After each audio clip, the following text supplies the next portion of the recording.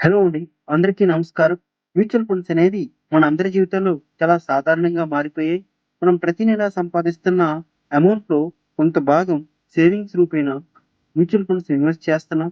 అది మన పిల్లల చదువుల కోసం కావచ్చు, లేదంటే మ్యారేజెస్ కోసం కావచ్చు, లేదంటే వాళ్ళ హైర్ ఎడ్యుకేషన్ కోసం కావచ్చు, లేదంటే మన రిటైర్మెంట్ పర్పస్‌తో ఎస్ఐపి ఇన్వెస్ట్‌మెంట్ చేస్తున్నాం.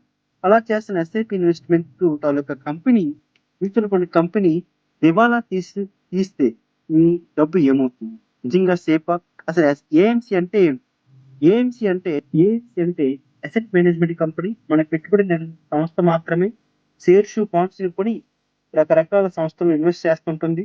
ఇలాంటి ఏఎంసీ దివాలా తీస్తే మీ పెట్టుబడి ఏమవుతుంది? ఇదే అందరికీ ఉన్న పెద్ద ప్రశ్న.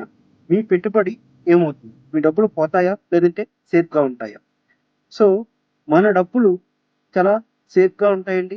ఎందుకంటే, ఇండియాలో మ్యూచువల్ ఫండ్స్ అనేది చాలా 3 లేయర్ ప్రొటెక్షన్‌తో నడపబడుతుంటాయి. ఆ 3 లేయర్ ప్రొటెక్షన్ ఒకటి సెబీ రెగ్యులేటర్. ఈ సెబీ అనేది ప్రతి ఏఎంసీని రెగ్యులేట్ చేస్తూ ఉంటుంది. రెండోది ట్రస్టీ, ఇన్వెస్టర్ గార్డియన్‌గా పనిచేస్తుంటుంది. ట్ర ఇన్వెస్టర్ హక్కులు కాపాడుతుందండి. 3 అసెట్ కీపర్. మనం కొన్న షేర్స్, బాండ్స్‌ని కస్టోడియన్ దగ్గర ఉంచుతారు. ఏఎంసీ కొనసాగకపోతే తర్వాత ఏమవుతుంది? ఏఎంసీ కొనసాగకపోతే సాధారణంగా 3 మార్గాలున్నాయి. ఒకటి మోస్ట్ కామన్ సొల్యూషన్. ఈ ఏఎంసీ మరొక ఏఎంసీ తీసుకుంటుంది. అలా 2021లో L and T mutual fund company HSBC mutual fund company take over చేసింది.